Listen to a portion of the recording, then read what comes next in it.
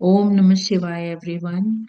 आज हम शिव महापुराण का पाठ हम पंचम खंड युद्ध खंड के 29वें अध्याय को 29th लेसन हम यहाँ पे पढ़ने वाले हैं।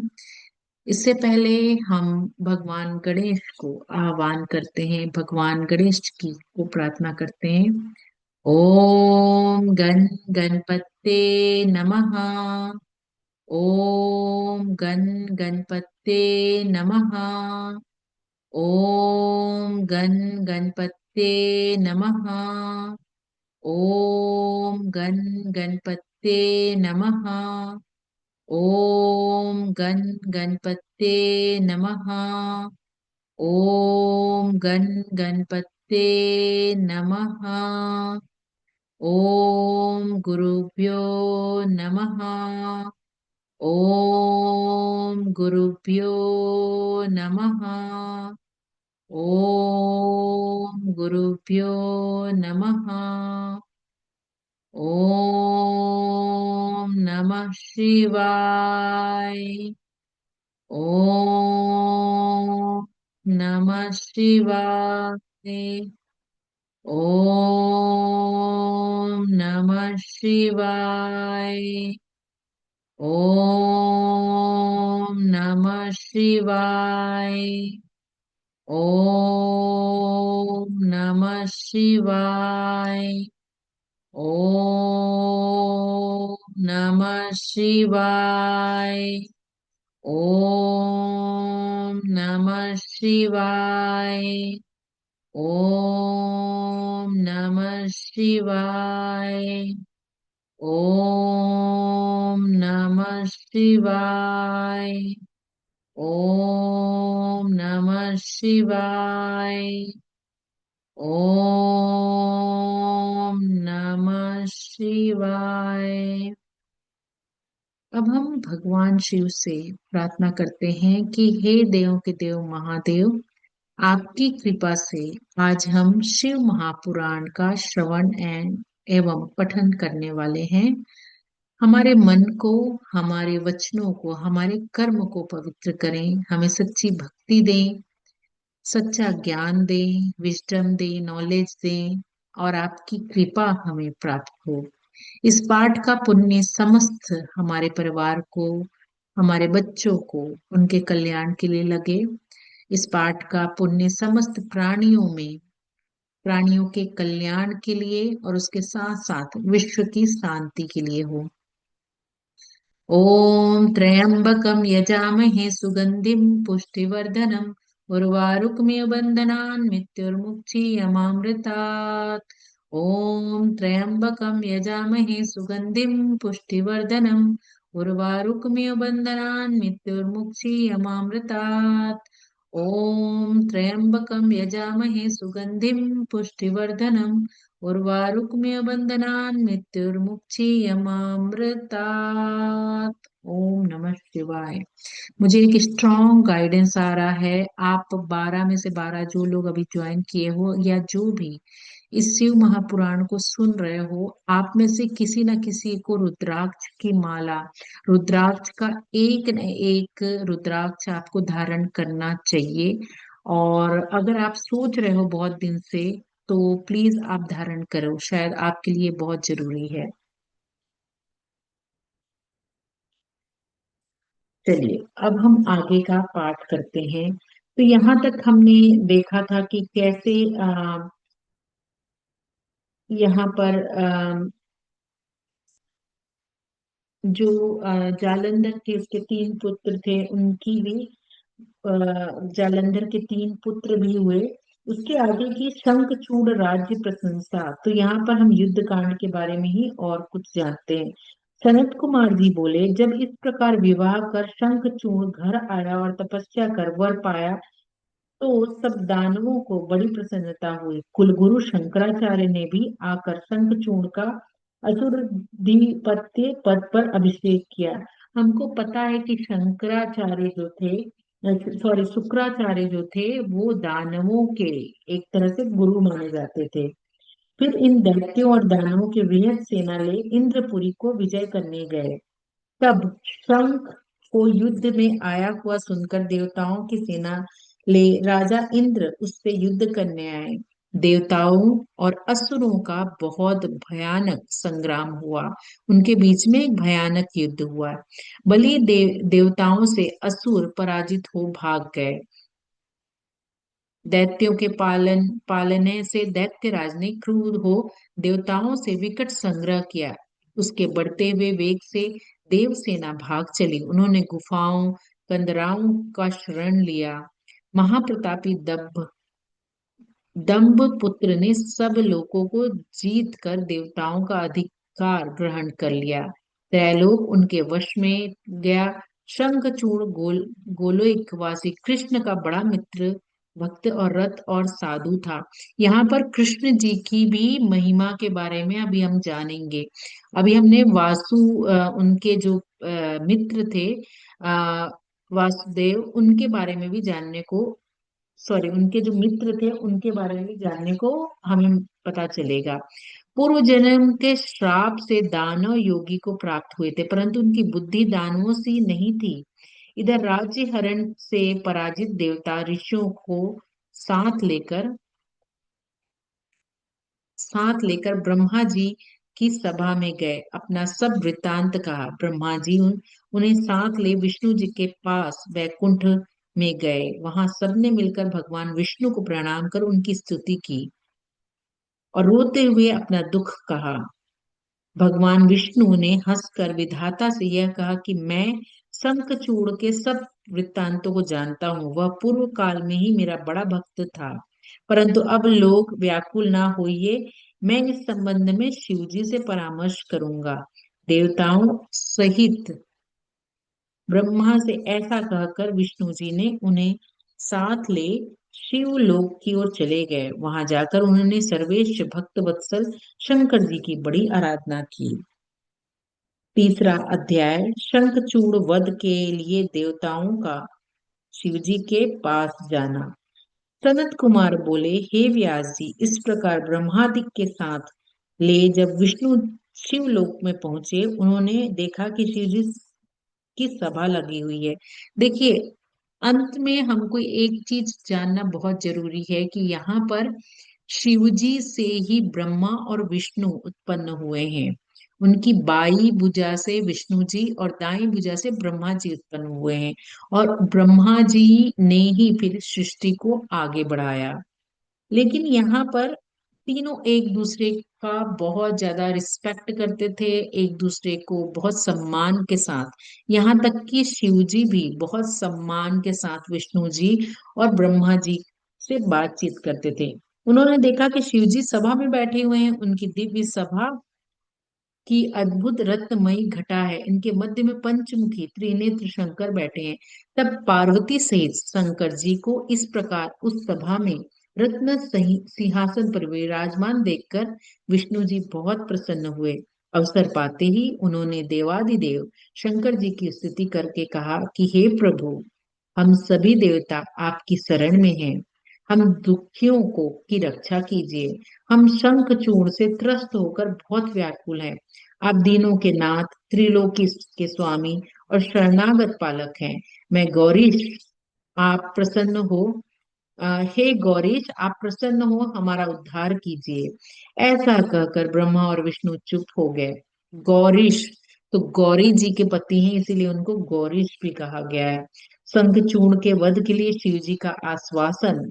सनत कुमार बोलते हैं कि ब्रह्मादि देवताओं सहित विष्णु की ऐसी बात सुनकर शिव जी कहते हैं, हे हरि, ब्रह्मादिक देवताओं, शंखचूड़ का इतिहास मुझे अच्छी तरीके से ज्ञात है। उसका वध अवश्य होगा। वह पूर्व जन्म में सुदामा नामक कृष्ण का परम भक्त एक गोप है। सुदामा उनका एक तरह से मित्र है। वह राधा के श्राप से भारत में राक्षस होकर राज्य कर रहा है। तो याद रखिएगा, अगर कृष्ण जी की आप भक्ति जानते हैं, कृष्ण जी को समझते हैं, तो उनका एक मित्र था सुदामा। तो सुदामा को एक तरह से श्राप मिला हुआ था और उस श्राप से वो राक्षस कुल में जन्म लिया। और भगवान शंकर ऐसा कह रहे थे, उसी समय शिव जी अनुकूलता के लिए राधिका और पार्षदों के साथ श्री कृष्ण भी वहां आकर उपस्थित हुए। फिर श्री कृष्ण ने शिव जी की अनुकूलता के लिए उनकी मनोहारिणी स्तुति की और कहा, हे गौरीश, हम सब आप ही से सनाथ हैं। मैं जो आप अपने को सर्वोपरि मानकर विहार करता रहता था, उसका फल मुझे मिला। आज मैं अपनी स्त्री सहित शापित हूँ। मेरे श्रेष्ठ पार्षद सुदामा नामक गोप भी राधा के श्राप से दानवी योनि को प्राप्त हुए हैं। अस्तु, हे परमेश्वर, हम पर प्रसन्न हो, हमारा शापोद्धार कीजिए। हम आपकी शरण में हैं, हमारी रक्षा कीजिए। देखिए, यहाँ पर कृष्ण जी भी भगवान शंकर के शरण में आए। कृष्ण जी कौन है एक्चुअली? वो विष्णु जी का ही अवतार है। शरणागत वात्सल्य शंकर जी प्रसन्न होकर उन्हें संतोष देते हुए कहे, हे गोपिका नाथ कृष्ण, भय को त्याग कर सुखी हो जाओ। वाराह कल्प में तारुणी राधा के साथ श्राप भोगकर फिर तुम अपने धाम को प्राप्त होगे। वाराह कुल में तारुणी राधा के श्राप भोगकर फिर तुम, यानी इनको भी कहीं ना कहीं कृष्ण जी को राधा जी के द्वारा श्राप मिला था। यहाँ पर ऐसे लिखा गया है, सुदामा गोप दानव योनि को प्राप्त हो, इस समय सारे जगत को दुख दे रहा है। इस समय उसका नाम शंखचूर्ण है। तो अगर आप इसकी इसकी एक फैमिली ट्री की तरफ बनाएंगे तो आपको थोड़ी थोड़ी चीजें समझ में आएगी। जालंधर कौन है? जालंधर शिव जी के तेज से, उनके गुस्से से पैदा हुआ था। वो फिर समुद्र ने उनको अपने बेटे के रूप में स्वीकारा, और समुद्र की बेटी लक्ष्मी जी भी कहलाती है, जो उनके दोनों भाई बहन थे। उसके बाद ये जालंधर के बाद शंखचूड़ जो आया, शंखचूड़ जो था, सुदामा जी को राधा जी के द्वारा श्राप मिला था। तो वो इस कुल में, इस जन्म में, वो दूसरे जन्म में फिर वो एक तरह से राक्षस बनकर पैदा हुए, जो शंखचूड़ के नाम से विख्यात था। और यहाँ पर शिव महापुराण के हिसाब से कृष्ण जी को भी श्राप मिला था। किसके द्वारा? राधा जी के द्वारा। श्री कृष्ण से ऐसा कहकर शिव जी ने ब्रह्मा और विष्णु से कहा कि अब तुम दोनों देवता भी शीघ्र यहाँ से जाकर देवताओं को समझाओ। इसमें तथा मुझ में और इसमें कोई अंतर नहीं है। जो हम दोनों में भेद करेगा वो कष्ट पाएगा। फिर तो राधा सहित कृष्ण, विष्णु, ब्रह्मा भी भय रहित थे और आनंद मुक्त हो शीघ्र ही अपने अपने स्थान को लौट गए। 32वां अध्याय, पुष्पदंत शंखचूर्ण वार्ता। सनत कुमार बोले, अब महारुद्र महेश ने गंधर्व राजा पुष्पदंत को अपना दूत बनाकर शंखचूर्ण के पास भेजा। यानी किसी ना किसी को तो एक मैसेंजर के रूप में भेजना ही था। वहां पर पहुंचकर शंकर के दूत ने कहा, तुम देवताओं का अधिकार दे दो, अन्यथा मेरे साथ युद्ध करो, मैं महारौद्र तुम्हारा वध करूंगा। हमेशा याद रखिएगा, जब शिव जी जब गुस्से में होते हैं, या जब जब किसी कार्य के लिए उग्र रूप धारण करते हैं, तो वहां पर वो रौद्र रूप में आते हैं। उनको महारौद्र भी कहा जाता है। वही तत्व मैंने तुमसे कहा है। अब जैसा हो कहो, वैसे मैं जानकर उनसे कहूं। संत कुमार जी कहते हैं, तब शंखचूर्ण ने कहा, हे देवताओं को मैं ये देवताओं को राज्य नहीं दूंगा। यह पृथ्वी वीर भोग्य है। मैं देवताओं को पक्षपाती रुद्र को युद्ध दूंगा। मैं वीर यात्रा के विचार से बड़े ही तड़के ही उद्धार की यात्रा करूंगा। तुम जाकर ऐसे ही रुद्र से कहो। पुष्पदंत हंसने लगा। पुष्पदंत कौन है? वो शिव जी का दूत है। उसने कहा, यह तुम क्या कहते हो? शिव जी कोई साधारण देवता नहीं है। तुम उनके सामने युद्ध में नहीं ठहर सकते।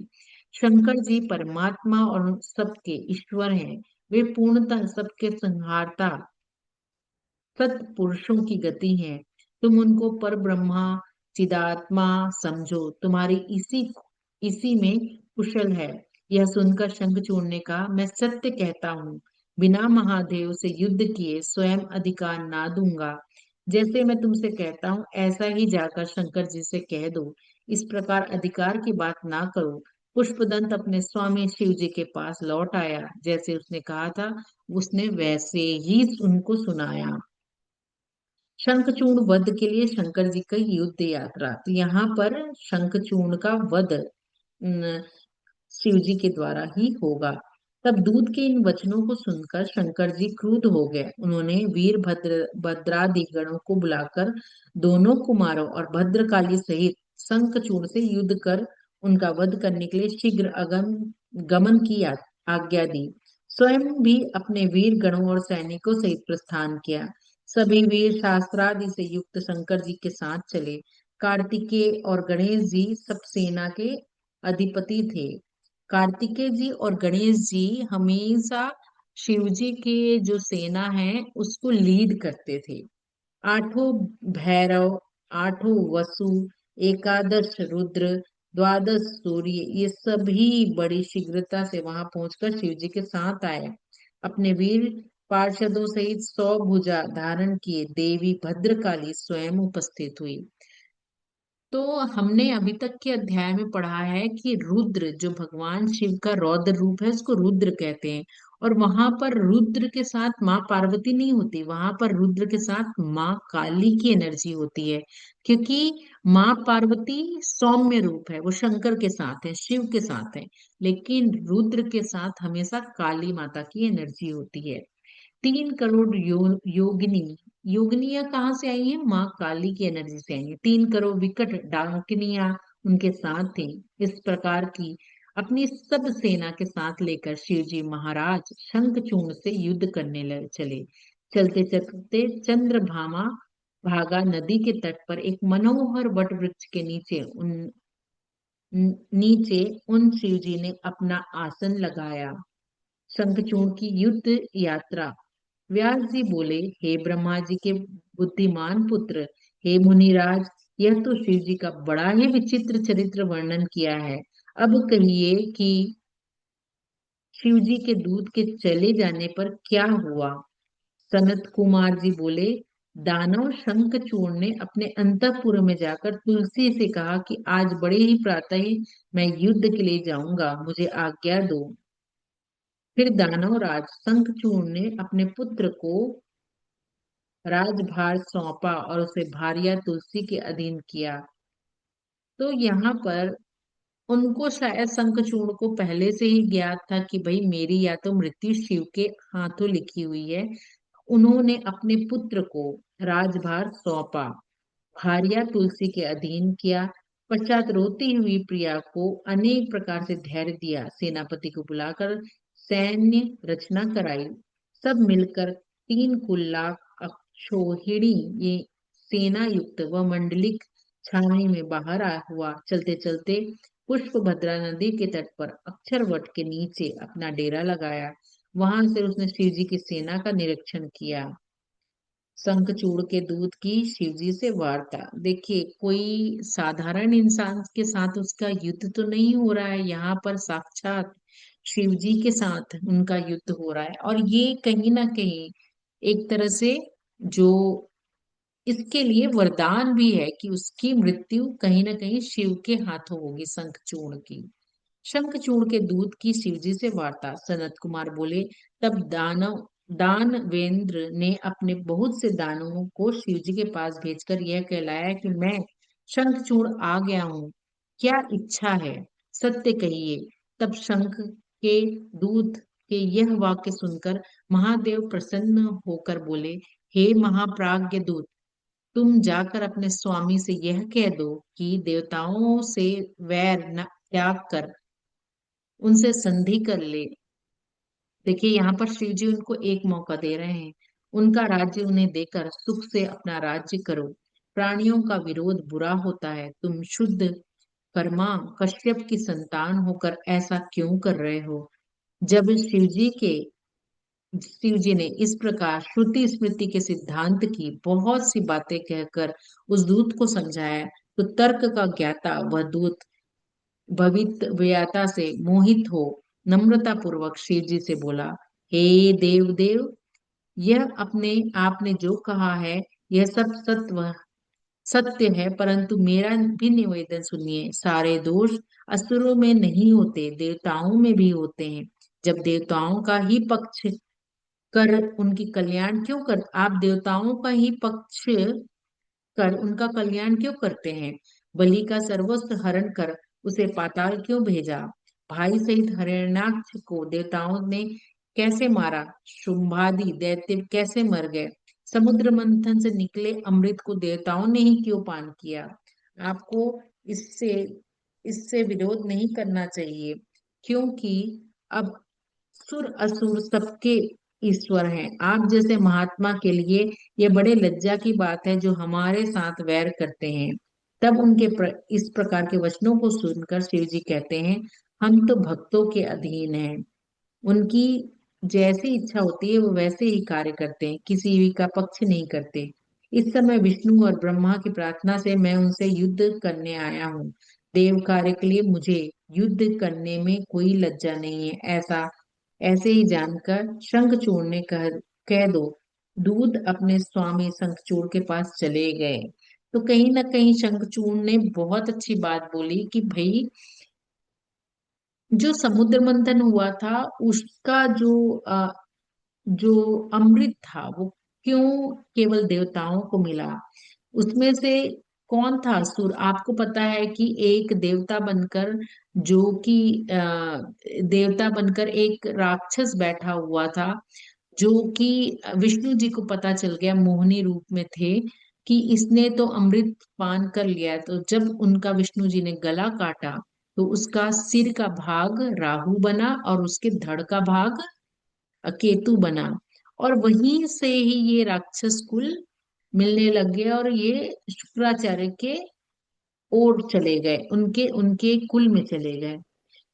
देव दानव युद्ध। सनत कुमार बोले, अब उस दूत ने जाकर अपने राजा से शिव जी की कही हुई सब बातें सुनाई। उसके तत्क्षण ही अपने वीरों को युद्ध की आज्ञा दे दी। इधर सर्वेश्वर शिव जी ने भी अपना सब सेना और देवताओं को युद्ध के लिए प्रेरित किया और स्वयं भी तैयार हुए। देखिए, पहले के समय में कितना पेशेंस भी होता था, कितनी इनके अंदर धैर्यता होती थी। अभी के टाइम पे हम फोन में कॉल करके बात करते हैं, और कितना कई बार हम कितने हमारे अंदर पेशेंस नहीं होता। लेकिन यहाँ पर देवदूत बात करेगा, पहले समझौता करने की कोशिश करेंगे, फिर युद्ध होगा। वो चीजें कई महीने कई साल चलती थी। दोनों पक्ष के वीर भयानक मार काट करने लगे। महेंद्र का वृष पार्व से युद्ध होने लगा। दंभ के साथ विष्णु, कालासुर के साथ काल, और गोकर्ण से हुताशन, का, कालके से कुबेर, मैं से विश्वकर्मा, भयंकर से मृत्यु, संहार से यम, और कालंबिक के साथ वरुण का युद्ध होने लग गया। अभी तक काली और पुत्रों से शिव वट मूल में बैठे हैं, यानी अभी उनकी तो जरूरत है नहीं। इधर सारी सेना निरंतर युद्ध कर रही थी। शंख चूर्ण भी रत्न सिंहासन में बैठ अभी तक दूर ही थे। इस प्रकार बहुत समय तक देवता और दानवों का बड़ा विकराल युद्ध होता रहा। शिव जी की माया ने सबको मोहित कर दिया था। कार्तिकेय और वीरभद्र की वीरता। सनत कुमार बोले, अब सब देवता दानवों से पराजित हो इधर उधर भागने लगे।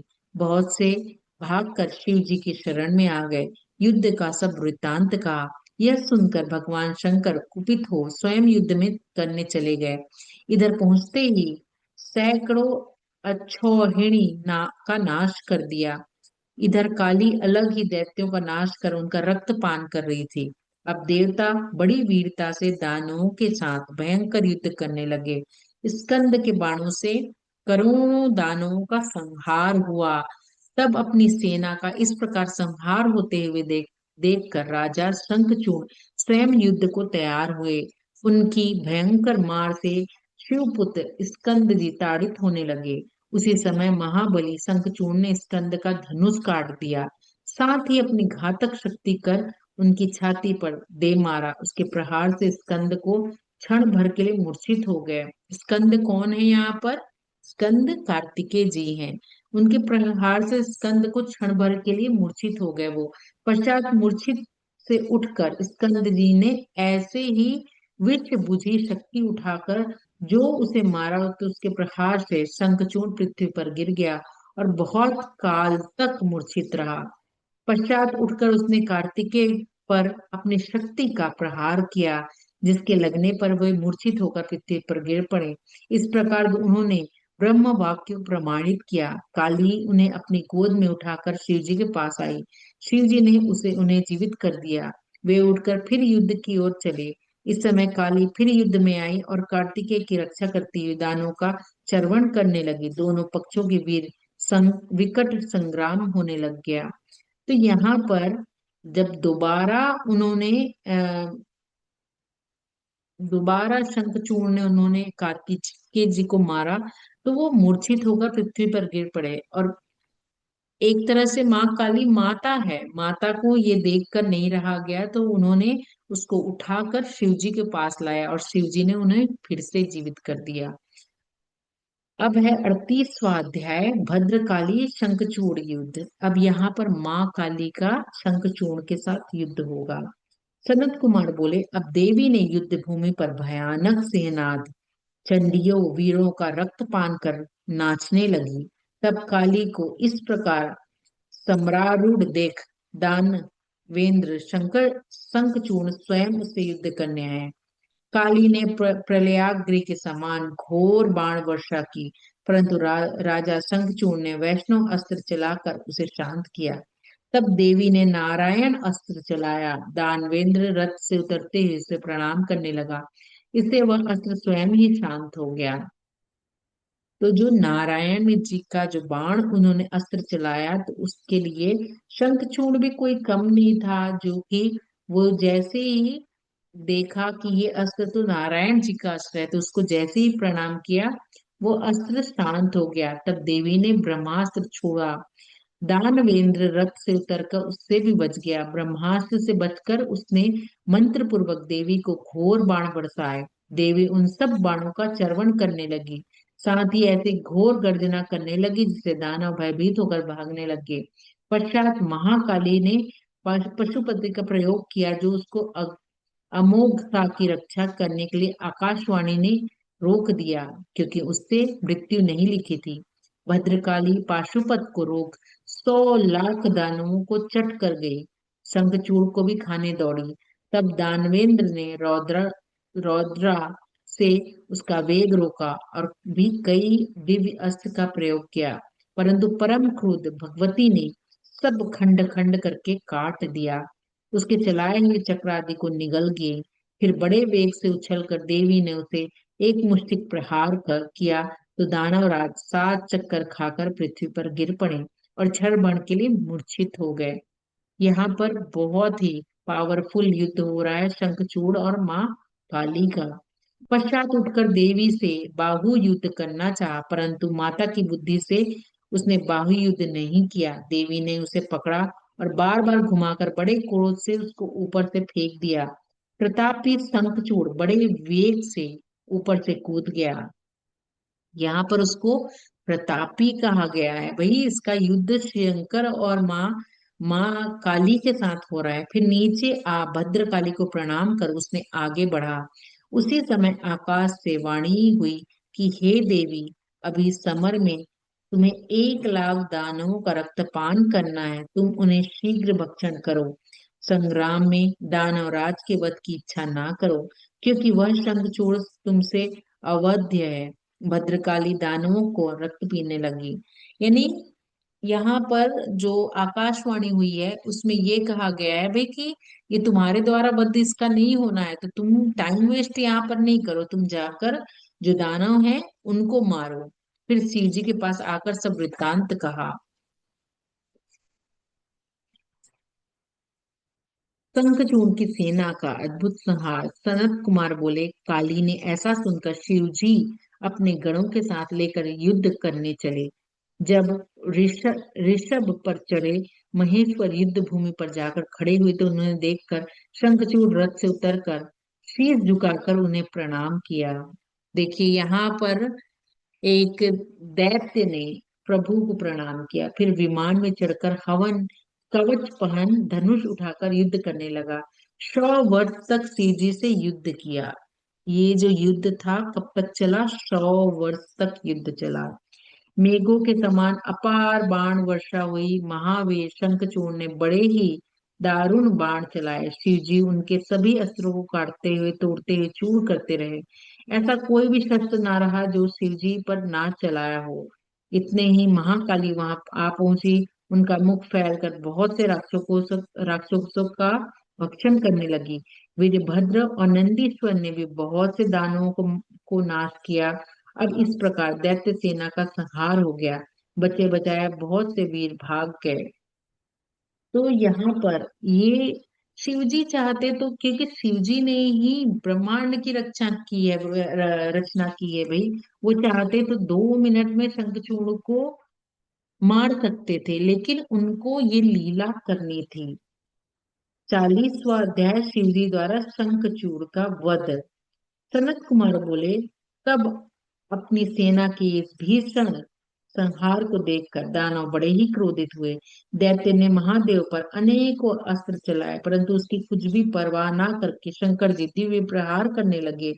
उसके तक्षण से सारी माया नष्ट हो गई। वे सब दिव्य अस्त्र निस्तेज हो गए। महाबली महेश्वर ने इनके लिए अपना एक शूल उठा लिया। उसकी सहन करना तेजस्वियों के लिए बहुत कठिन था।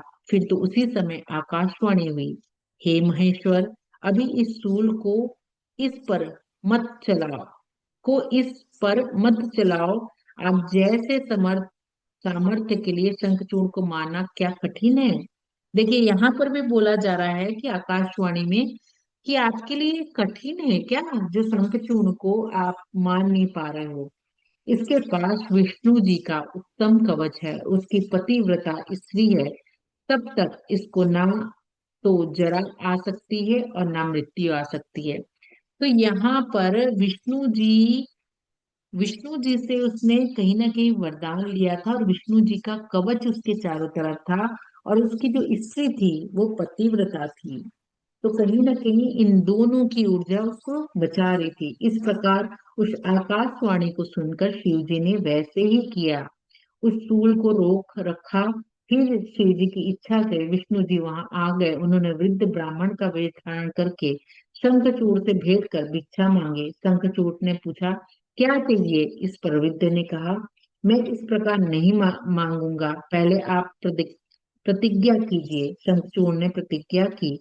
ब्राह्मण ने कहा, मैं आपका कवच चाहता हूँ। दानवराज के प्राणों से प्यारा कवच ब्राह्मण को दे दिया। हरि ने माया से शंखचूड़ का कवच ले लिया। देखिए यहाँ पर उनको तो लीला करनी ही थी। जब उसने विष्णु जी की तपस्या की थी, तो विष्णु जी ने प्रसन्न होकर अपना कवच दिया था। लेकिन अभी उसकी मृत्यु क्यों नहीं हो रही है? क्योंकि उनके चारों तरफ विष्णु जी का कवच है, उसके साथ ही साथ उसकी पतिव्रता स्त्री थी। पतिव्रता स्त्री यानी जो स्त्रियां अपने पति की रक्षा के लिए हमेशा प्रेयर करती हैं, तो इस वजह से उनका कवच और पतिव्रता स्त्री की वजह से वो बचे रहे। और यहाँ पर विष्णु जी ने एक ब्राह्मण का वेश धारण करके उनसे कुछ मांगा। तो उन्होंने कहा, तुम क्या चाहते हो? तो उन्होंने कहा कि मुझे आपका कवच चाहिए। लेकिन शंखचूड़ को नहीं पता था कि ये कौन इंसान है, तो उन्होंने अपना कवच दे दिया। फिर हरि ने माया से शंखचूड़ का कवच ले लिया। फिर उसी रूप से उसकी स्त्री तुलसी के समीप पहुंचे। माया विशारद विष्णु ने देवताओं का कार्य के लिए उनके साथ विहार किया। फिर तो शिव जी को अवसर मिल गया। तो यहाँ पर वो वो माया से एक तरह से शंखचूड़ बनकर उसके पास चले गए और उनके साथ विहार करने लगे। फिर तो शिव जी को अवसर मिल गया। उन्होंने विजय नामक एक प्रज्वलित शूल कर शंखचूड़ पर चला दिया। उस शूल ने उसका संहार कर दिया। आकाश में दुर्दु भी बजने लगी। शंखचूड़ राधा जी के श्राप से मुक्त हो गया। उसने पूर्व रूप को प्राप्त हो गया। उसकी हड्डियों से एक प्रकार का शंख जाति पैदा हुआ। उसकी जल शिव जी को छोड़ सभी पर चढ़ाया गया, विशेषकर विष्णु जी और लक्ष्मी जी तो शंख का जल ही बहुत प्रिय है। यहाँ पर आप देखिए कि बहुत बड़ी बड़ी चीजें यहाँ पर कही गई है। सबसे पहले हमको यहाँ पर देखना है कि कृष्ण जी का जो उनका फ्रेंड था, उसके फ्रेंड का क्या नाम था, मैं नाम उसका भूल गई। आ, उसके जो मित्र थे, आ, उनके जो मित्र का नाम था, मैं नाम मुझे याद नहीं आ रहा है। उनके जो मित्र थे, वो राधा जी के श्राप से यहाँ पर शंखचूर्ण से दैत्य के रूप में वो पैदा हुए। अब दैत्य के रूप में पैदा हुए तो उनकी मृत्यु शिव के हाथों में थी, लेकिन उनको विष्णु जी से वरदान मिला हुआ था। अब इस चीज को एक फैमिली ट्री की तरह समझें। फिर उसके बाद वो सुदामा सुदामा सुदामा, हाँ सुदामा जी, या थैंक यू निमिषा, सुदामा जी जो उनके मित्र थे, सुदामा जी। अब यहाँ पर उनके जो उनके जो बोन थे, हड्डियां थे, उससे ही शंख पैदा हुआ। और जो भी शंख के थ्रू, जो शंख से हम जो भगवान में पानी चढ़ाते हैं, उससे भगवान विष्णु बहुत प्रसन्न होते हैं। तो ये कहानी यहाँ पर होती है। की शंख जाति पैदा हुई। उसका जल शिव जी को छोड़कर सभी पर चढ़ता है। विष्णु लक्ष्मी शंख के जल से बहुत प्रसन्न होते हैं। शंख जी का यह सुखदायक चरित्र सब दुखों को हरने वाला है, लक्ष्मी देने वाला है, सब कामनाओं को पूर्ण करने वाला है। जो कोई शंकर जी के इस चरित्र को नित्य श्रवण करता है, पठन करता है, पढ़ाता है, वह धन, धान्य, पुत्र सब सुखों को प्राप्त करता है। ब्राह्मण ब्रह्मा तेज युक्त, क्षत्रिय युद्ध विजयी, वैश्य धनी और शूद्र श्रेष्ठ होते हैं। हर हर महादेव। 41वां अध्याय, तुलसी श्राप वर्णन। व्यास जी बोले, हे मुनि, विष्णु जी ने तुलसी जी में अपनी शक्ति का आधान कैसे किया, यह मुझसे कहिए। सनत कुमार जी बोले, देवताओं के कार्य करने वाले नारायण ने शंखचूर्ण का रूप धारण कर तुलसी के साथ रमण किया था। देखिए यहाँ पर जो उनकी पत्नी थी, शंखचूर्ण की जो पत्नी थी, उसको पतिव्रता धर्म को भ्रष्ट करने के लिए, क्योंकि उसका वध शिव के द्वारा होना था, उनकी पत्नी पतिव्रता थी, तो यहाँ पर विष्णु जी ने छल किया। छल कैसे किया? शंखचूर्ण बनकर उनके साथ विहार किया, और ब्राह्मण का स्वरूप त्याग कर शंखचूर्ण का रूप धारण कर वे शीघ्र ही तुलसी के पास जा पहुंचे। इस प्रकार अपने स्वामी को आया हुआ देखकर तुलसी बहुत प्रसन्न हुई। पति के चरणों को धोकर प्रणाम कर रोने लगी। शंखचूर्ण रूपी रमापति ने हंसकर अमृत सुदर्शन वचनों से युद्ध का समाचार यह बतलाया कि ब्रह्मा जी ने हमारे और शंकर जी में संधि कर दी है, इसलिए मैं अपने घर चला आया हूँ।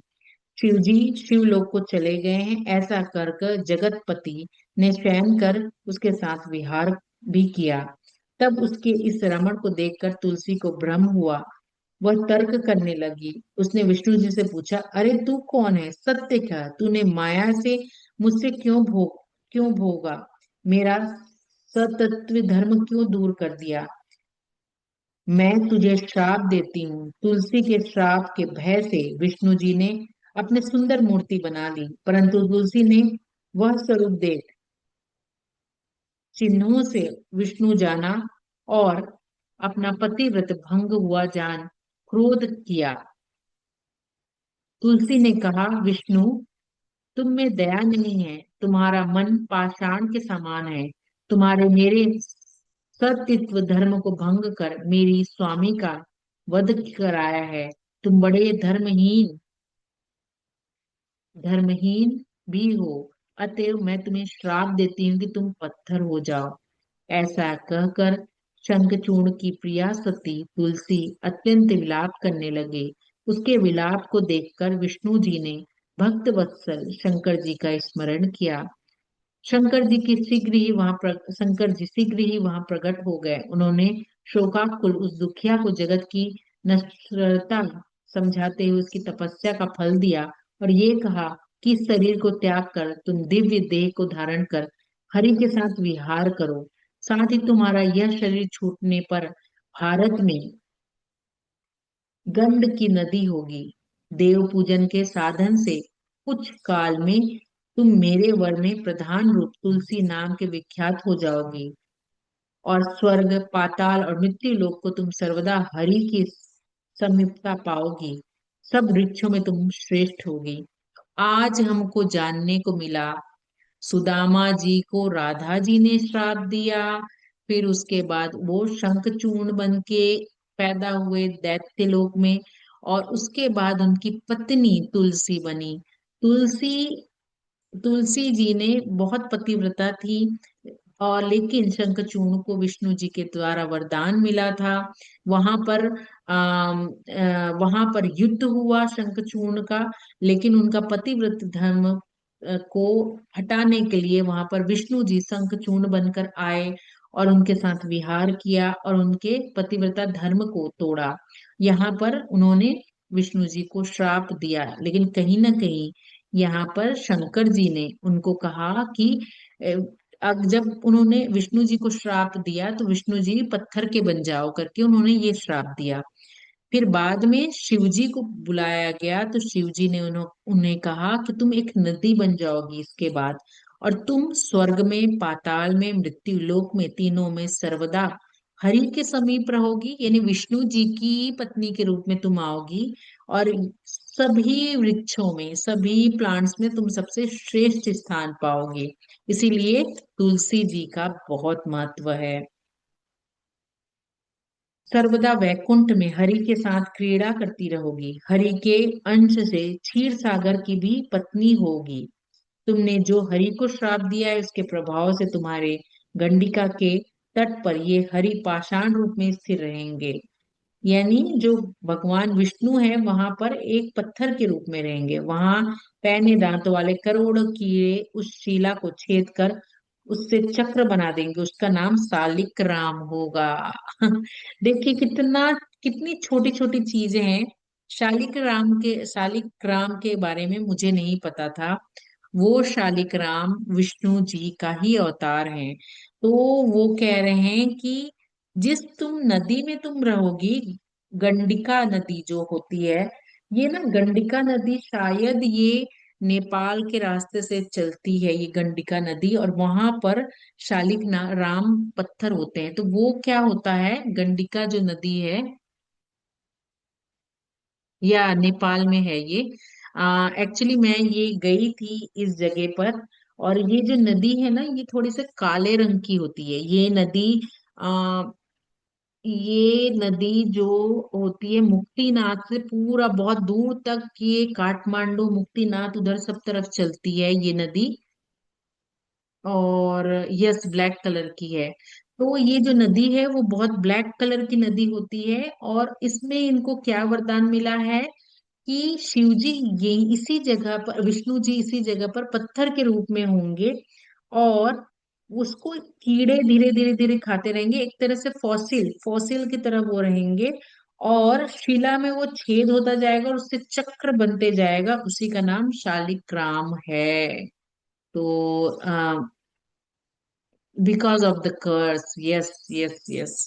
तो इसको मुझे भी नोट करके रखना चाहिए कि बहुत अच्छा प्रसंग चल रहा है। हमको इससे बहुत सारी चीजें जानने को मिल रही है कि कैसे कैसे शालिक राम बने। और कैसे तुलसी जी कैसे एक प्लांट के रूप में आई। कैसे उनको एक तरह से भगवान ने प्रसन्न होकर कहीं ना कहीं भगवान ने उनको एक तुलसी जी के पेड़ के रूप में वो किया। तो तुलसी श्राप वर्णन है ये बहुत पंचम युद्ध खंड का ही प्राप्त भाग है। इस प्रकार शालिक राम शिला से तुम्हारा संगम बड़ा ही पुण्यदायक होगा। ऐसे महात्मय वर्णन करके भगवान शंकर अंतर्ध्यान हो गए। तुलसी ने प्रसन्न हो उस देह को त्याग दिया और दिव्य देह को प्राप्त हुई। कमलापति उनके साथ ही वैकुंठ को गए। वह गंडकी नदी नदी होकर बह चली। विष्णु जी उनके तट पर पत्थर हो गए। इस पत्थर में कीड़े अनेकों प्रकार से छेद कर देते हैं। जो पत्थर जल में गिरता है वह बड़ा ही पुण्य होता है। विष्णु जी के महात्मा सहित यह आख्यान बड़ा ही भुक्ति मुक्तिदायक है। हे मुनि, इन सब तो मैंने तुमसे कहा, कहिए अब इसके आगे आप और क्या सुनना चाहते हैं। इस प्रकार श्री महाविष्णु पुराण पंचम युद्ध कांड का 41वां अध्याय समाप्त होता है। हम इसके बाद हिरण्याक्ष के वध को पढ़कर हम इसका आज समापन करते हैं। 42वां अध्याय। नारद जी बोले, शंखचूर्ण का वध सुनकर मुझे जिस प्रकार शिव जी के चरित्र का ज्ञान हुआ, उससे उसे उसी प्रकार मैं उस प्रकार तृप्त नहीं होता। अतएव हे ब्रह्मांड, उस महान शंकर जी के चरित्र और भक्तों के आश्रित उनकी सुखदायिनी लीला को आप मुझसे कहिए। ब्रह्मा जी बोले, जालंधर का वध सुनकर सत्यवती के पुत्र व्यास जी भी ब्रह्मा पुत्र मुनीश्वर से यह बात पूछने लगे। तब सत्यवती पुत्र व्यास जी ने सनत कुमार से कहने लगे, हे व्यास जी, अब मंगलदायक शंकर जी के चरित्र को सुनाए। इसमें अंधकासुर दैत्य ने शंकर जी को गणपत्य पद को प्राप्त किया।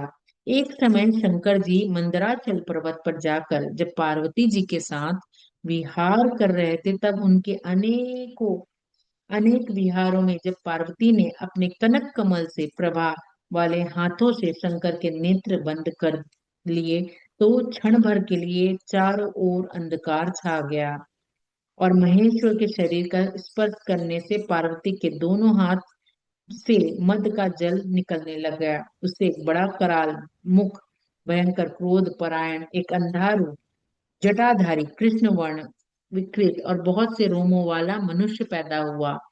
होने से नाचने गाने हंसने रोने घोर शब्द कहने वाला, जीभ से चाटने लगा। उसके अद्भुत दर्शन से गौरी को बहुत आश्चर्य हुआ। पार्वती जी ने भी नेत्र बंद कर लिए। फिर तो वह पुरुष पहले से और ज्यादा घोर हो गया। तब उस भूत को देखकर गौरी ने महेश्वर से पूछा, यह घोर पुरुष कौन है। यानी जैसे ही पार्वती जी ने शंकर जी के नेत्र को अपने हाथ से बंद किया, उससे अघोर पैदा हुआ। श्री जगत जननी ने यह वचन सुन सृष्टिकर्ता भगवान शंकर हंसते हुए बोले कि पुनः पूर्व परिचय देते हुए कहा कि आर्य, यह तुम्हारा वही पहला पुत्र है जो तुम्हारे द्वारा मेरे नेत्र को बंद करने पर मेरे माथे के पसीने से भी कुछ क्षण पूर्व प्रकट हुआ है। तुम्ही ने उसको रचा है, अतः तुम्ही अपनी सखाओं और गणों सहित बुद्धि से विचार कर जैसे उचित हो उसकी रक्षा करो। उसी प्रकार हिरण्य नेत्र नामक दैत्य अपने बड़े भाई संतति वृद्ध कर पुत्र कामान इस शंकर को प्रसन्न करने के लिए वन में तप करने चले गए।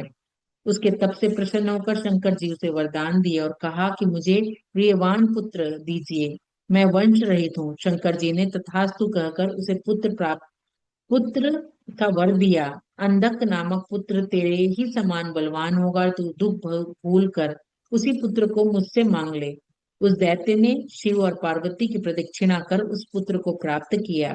हिरण्य नेत्र ने उस पुत्र के साथ लेकर अपने घर चला गया। पश्चात उस देवता पृथ्वी और पाताल वासियों को जीत कर अपने देश में मिला लिया। फिर तो दैत्यों ने राजा हिरण्याक्ष के आंतक से देवता व्याकुल हो गए।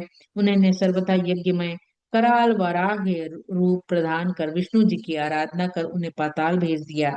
उन्होंने वहां जाकर अघोर अघोर दाढ़ू के प्रहार से निशाचरों की सेना के मध्य कर सुदर्शन चक्र से हिरण्याक्ष का सिर काट कर उसके राज्य का अदर कर अभिषेक किया। फिर अपनी कराल दाढ़ों से पृथ्वी को उठाकर जल पर स्थापित कर दिया। सब देवता ने प्रसन्न होकर स्तुति की। वाराह रूप भगवान अपने लोक को चले गए। हिरण्य नेत्र ने मरने से सब देवता संपूर्ण मुनि वन्य जीव सुखी हो गए। इस प्रकार शिव महापुराण पंचम युद्ध कांड के 42वें अध्याय का समापन होता है। ओम नमः शिवाय। कर्पूरगौरं करुणावतारं संसारसारं भुजगेन्द्रहारं सदा वसन्तं हृदयानविन्दे भवं भवानी सरितं नमामि।